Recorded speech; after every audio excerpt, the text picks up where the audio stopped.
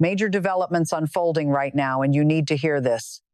A political earthquake has just hit Minnesota. The leading Republican candidate for governor has officially dropped out of the race, and the reason is sending shockwaves through national politics.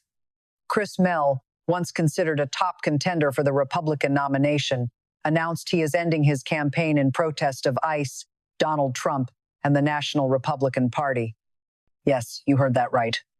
A Republican candidate is walking away because he says ICE operations in Minnesota have become too extreme, too toxic, and too dangerous for him to continue as a Republican.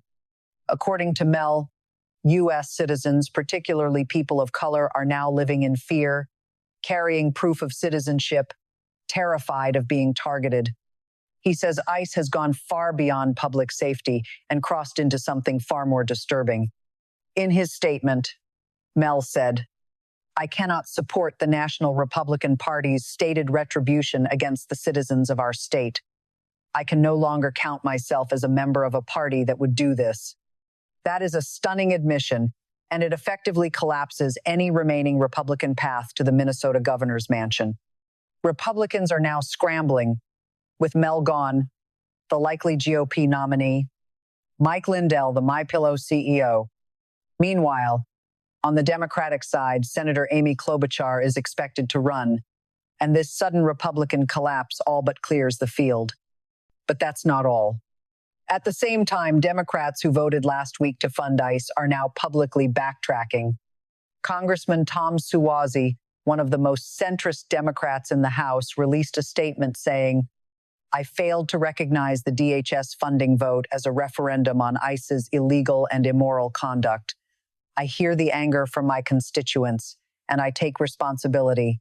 He went further, calling the death of Alex Perez a murder.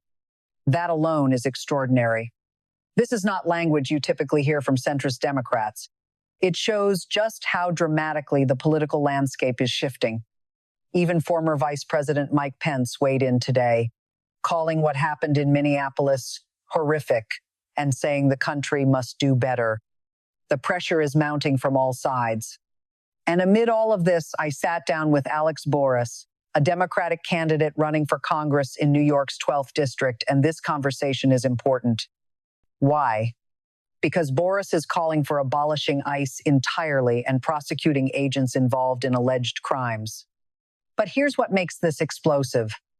Alex Boris used to work for Palantir, the tech company behind mass surveillance tools used by ICE. He says he left Palantir after refusing to work on immigration enforcement projects and objecting to how ICE contracts were being used under the Trump administration. And now? A super PAC backed by Trump megadonors, including a Palantir co-founder, has launched attack ads against him. Boris says he's willing to investigate his own former employer, ICE contractors, DHS officials, even if that means going after powerful tech executives.